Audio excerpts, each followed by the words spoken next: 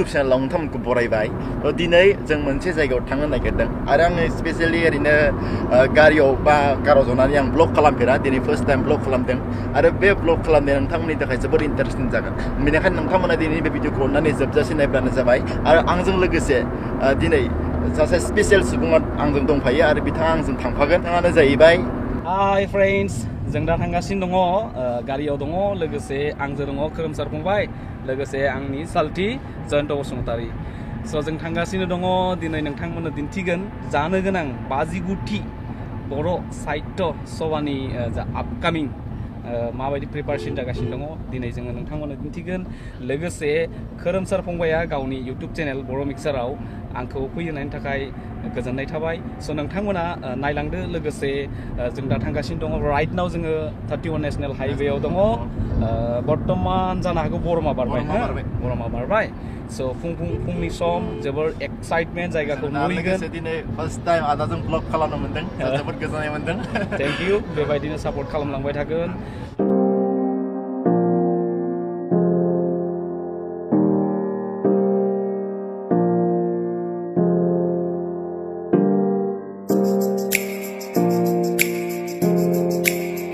guys जों दायो सफैबाय आंजों लोगोसे दङ जों सानैबो मानबि फैदों जोङो बरपेटा रड जानानै फैदों जोङो बेनिफ्राय बाहेटा सारियालाव ओंखारदों बाहेटा सारियालासे जोङो माजों फैदोंमोन जों कारजों फैदोंमोन बिराद स्टेन्डार्डआव फैदोंमोन माने बिराद गावखौनो माने बिराद गेदेर लेभेलाव मोन्दोंमोन आरो खिन्थु बिराद दुखुनांथाव खोथाया मा जाय बिगोमाजों फैदोंमोन गारिजों बे गारिनि बिगोमाया आदानि लोगो आंनि बिसालथि बिथाङा माजबादसिम थांबाय थ' जोंखौ बायहाटा सारियालायाव बोख्लायना गालांबाय बेनि उनाव जोङो गरेस्वर जाना बासजों फैदों गरेस्वरनिफ्राय नैखिनजा खैराबारि रडजों फैदोंमोन नाथाय बेड लाक मोनसे जायगायाव जोंना दा कमिउनिकेसन गैया गासै जों बेसे थांगोन 3 किल'मिटार दा जोङो जाय जायगायाव ओंखारदोंमोन बे जायगानिफ्राय माने जों आरो बै मिटिंसि जोंनि बा बर' साहित्य सभानि जि बोसोरसालि जथुमा बे जथुमासिम थांनो थाखाय जोंनो 3 किल'मिटार नांबावगौ स' बे 3 किल'मिटारखौ थांनो थाखाय जोंहा जेबो कमिउनिकेसन गैया माने गारि गैया अट' गैया टेम्पु गैया जेबो गैया माने जोबोद दुखुनांथाव खोथा आरो बे दुखुनांथावखौ नोंथांमोनानो सुफुंनांगोन मानोना नोंथांमोना दिनैनि बे भिडिअखौ जेसेबां हायो एसेबां शेयार खालाम अब्ला नोंथांमोना जुदि शेयार खालामोब्ला बा जोंनि चेनेलखौ साबस्क्राइब खालामोब्ला भिडिअखौ नायब्ला जों जोबोद गोजोननाय मोनगोन बेफोर 3 किल'मिटार थाबायना थांनायखौ जों जेबो खस्थ' मोननाय नङा बेनिखायनो नोंथांमोना अननानै प्लिज शेयार खालाम आरो बेवहाय दङ बर' राव गेवलांथों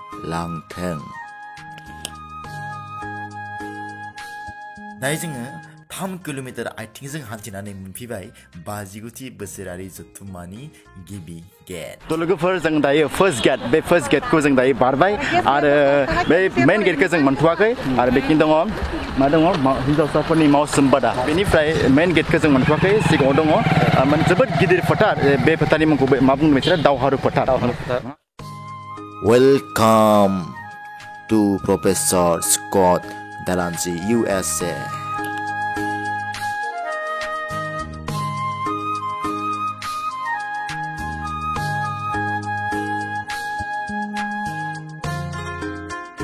गाइस दायो सफैबाय आङो जि बोसोरसालिया बर' थुनलाइ आफादनि जि जथुमानि जे मेन गेट बे मेन गेटआव दायो आं सफैबाय आरो बेखौ बे मेन गेट बेयाव लिरनाय दङ रुंसारि लम्बोदर बर'नि जि गोसोखांथि बे गोसोखांथियाव बेखौ बानायनाय जादोंनो आरो लोगोसे सिङाव हाबनायाव दङ गाहाय सायनासालि बे गाहाय सायनासालिखौ रुंसारि दलेस्वर बर'नि जि गोसोखांथियाव बेखौ बानायनाय जादोंमोन स' जोबोद गोजोननाय मोनदोंनो दिनै बेयाव फैनानै जि बिनि जि डेक'रेसन जोबोद मोजाङैनो जादों आरो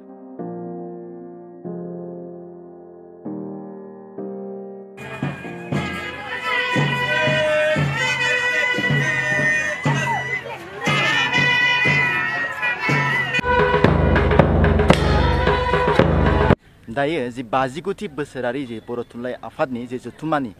जि बेवहाय बर' थुनलाइ आफादनि जि नेरसोनथि बे नेरसोनथिखौ जोबोद मोजाङैनो बिथांमोना डेक'रेट खालामबाय दङ दासिम जाथ'वाखै हयथ' बिथांमोना गाबोननि उनाव जि 20निफ्राय स्टार्ट जागोन नालाय 20आव हयथ' जाजोबगोन बेफोर गासिबो कमप्लिट जागोन होननानै आङो मिजिंथियो थ' लोगोफोर आंनि उनाव नुहुरनायानो जाहैबाय मेइन जि पेन्डेल बे गाहाय सायनासालि आरो लोगोसे बेनि खाथियावनो दङ जौसां मेइन जौसाङा बेयाव दङ आरो बेवहाय जोबोद मोजाङै डेक'रेसन खालामदों जि जौसांनि जि डेक'रेसन जोबोद मोजाङै खालामदों आरो लोगोसे बेवहाय जि आर्ट कापुर दङ बे जौसांनि जि आर्ट कापुर बा बै जि साइनासालिनि जि आर्ट कापुर गासैयावबो बे आर'नाइनि जि सिम्बल बे सिम्बला दङ स' जोबोद गोजोननाय मोन्दों बेखौ नुनानै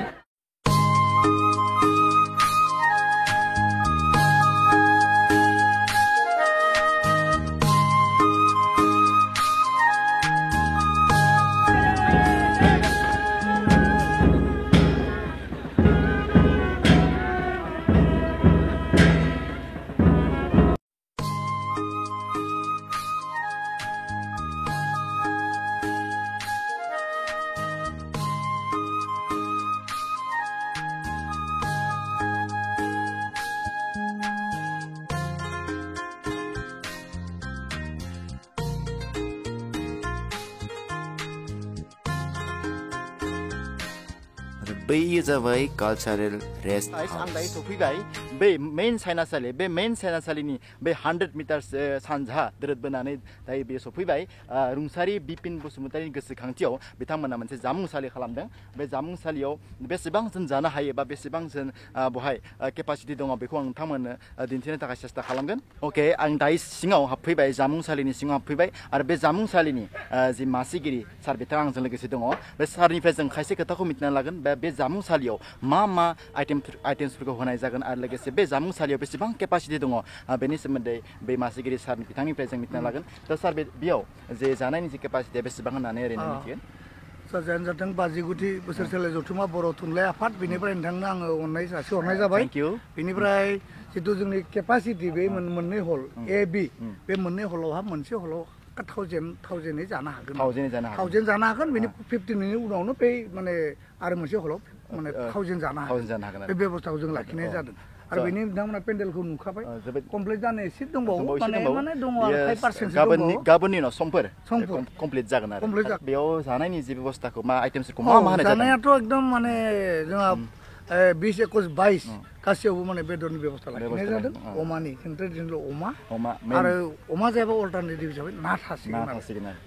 ना थागोन आरो बेयाव माने लाइ लाफा रुनाय माने प्लेनलि रुनाय माने ट्रेडिसनेल माने मैगं आं बेखौबो अनेक आलासिनो जाहोनो सानदों अके थ' साबायखर थाबाय सार बिथांनिसिम सारा जोंनो जोबोद मोजाङैनो बे जानायनि जि बेबस्था मा आइटेम दङ मा गैया बिनि सोमोन्दै गुवारै फोरमायना होनायनि थाखाय सार थेंक इउ दायो फैलायबाय थान्दै आजावनाय आरो मुं रेबथुमनाय मावखुलि थ' लोगोफोर दायो आं सफैबाय थान्दै मेलनि जि न'ब्लां बे न'ब्लाङाव आं दायो सफैबाय बा थान्दै मेलाव बे थान्दै मेलनि सिङाव हाबनानै नोंथांमोननो दिन्थिनो सेस्था खालामनि बा थान्दै मेलाव मा बेबस्था खालामनो हादों बा फेसिलिटिया माबायदि बेखौ आं नोंथांमोन दिन्थिनो थाखाय सेस्था खालामनि थ' दायो आङो सिङाव हाबफैबाय आरो बे सिङाव जोबोद मोजाङै जि फेसिलिटिखौ होना जादों जे जोंनि थान्दा बोथोराव गोबां सुबुङानो हयथ' गोजांब्लाबो बेवहाय फैबा नोंथांमोना गोजांनाय नङा मानोना बेवहाय जिगाबनि जि बेबस्था बेखौ खालामना होनाय जादों आरो बेयाव खनसे लागैनो बा खेबसे लागैनो 10,000 सुबुंनि जिरायनो हानायनि जि केपासिटिखौ बहाय खालामना होनाय जादों आरो बे मेइन स्टेजआ जाबाय बे स्टेज आरो बेफोर जाबाय गासिबो जिरायग्रा आरो बेल' नङा गुबुनावबो दंबावो बेनि साखाथियाव दंबावो गोबां जि थान्दै मेलनि जि न'ब्लां बे गोबां दङ बहाय दाब जायगानिफ्राय सफैनो हानाय थान्दै बिथांमोनखौ बहायनो जिरायहोगोन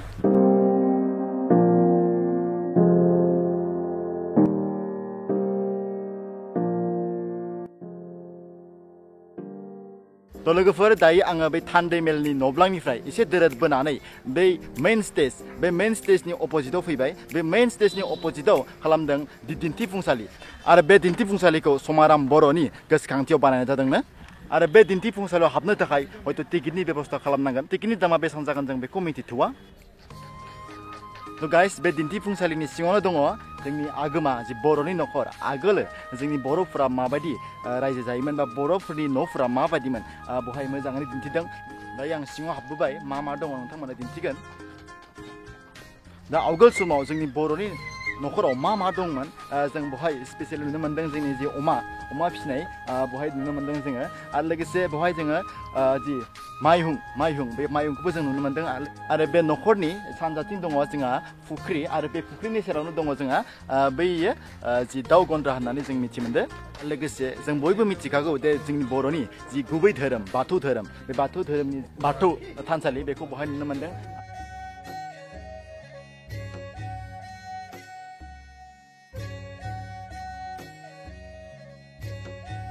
आरो जों बयबो मिथिखागौ जे जोंनि नमा न'आ माबायदि थायो बाख्रिया माबायदि थायो नङा होमब्ला आं दाख्लैनो नोंथांमोननो दि जोंनि जि भिडिअ बे भिडिअ नोंथांमोननो गासैखौबो मोजाङैनो एक्सप्लेन खालामनानै होदोंमोन आरो बे जोंनिया मा दङ बे नमा न'नि उनथिं साखाथियाव माइ गायनाय आरो बेनि साखाथियावनो जोंनिया मा गय बिफां गायनायखौ जों नुनो मोन्दों आरो बे अमा गन्द्रायाव दङ माथाम अमा बिमासे आरो बिमासे थ' लोगोफोर बे दिन्थिफुंसालिनि सिङाव जों मोनसे मोजां डेक'रेसनखौ मोननो हादों बेनो जाबाय लण्डन ब्रिज बेखौ जोङो लण्डन ब्रिज होननानै मिथिदों बुंनो थाङोब्ला जोंनि बर' रावाव बड'लेण्ड ब्रिज होननानै जों बेखौ मिथिगोन स' जोबोद मोजां जादों लोगोसे बेवहाय फट' लानो थाखाय जोबोद मोजां जादों आंबो दसे उनाव फट' लागोन आरो फट'खौ आङो इन्सटाग्रामाव हगारगोन आरो बे दालांखौ गासैखौबो औवाजोंनो बानायदों होननानै जोङो एसे हमदां हादों मानोना गासैबो बेवहाय औवायानो गोजा जों गासैबो बेवहाय जों औवाखौ नुनो मोन्दों लोगोसे जोबोद मोजां सेल्फि लानो थाखाय फट' लानो थाखाय नोंथांमोनाबो फैनानै बेवहाय फट' लाफैयो आरो बैनो महिलारि वाइड एंगल इउटुब चेनेल बिथाङाबो भिडिअ खालामगासिनो बेखायनो आदानि भिडिअखौबो नायब्लानो जाबाय लोगोफोर दायो फैलायबाय आङो बे दिन्थिफुंसालिनि सिङावनो दङ गोबां गुबुन जि डेक'रेसन आरो लोगोसे बेवहाय थानानै सेल्फि लानो हानाय फट' लानो हानाय गोबां सुबिदाखौ बिथांमोना खालामनानै होदों आरो लोगोसे नोंथांमोना नुनो मोनगोन बेहाय मोनसे जि जिरायसालि बे जिरायसालि खालामना होदों जायगाया जोबोद मोजां बेनिखायनो आं मोनसे फट' लालांनि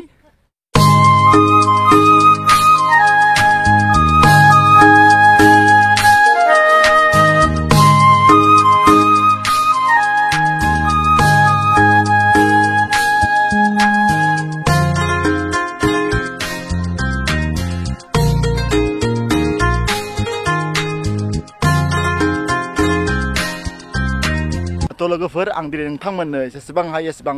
बे नुथायफोरखौ दिन्थिनो नाजाबाय बेनि नुथायफोरखौ आं नोंथांमोननो दिन्थिनो नाजाबाय बेवहाय मा जादों मा जायाखै मा डेक'रेसन खालामदों बेखौ नोंथांमोननो दिन्थिनो नाजाबाय आरो लोगोसे आंजों बै आदा महिलारि वाइड एंगल इउटुब चेनेलनि बिगोमा मनिन्द्र महिलारि आदाया आंखौ जोबोद हेफाजाब होदों स' आदा नोंथाङा दिनै बेवहाय फैनानै माबायदि मोनदों बा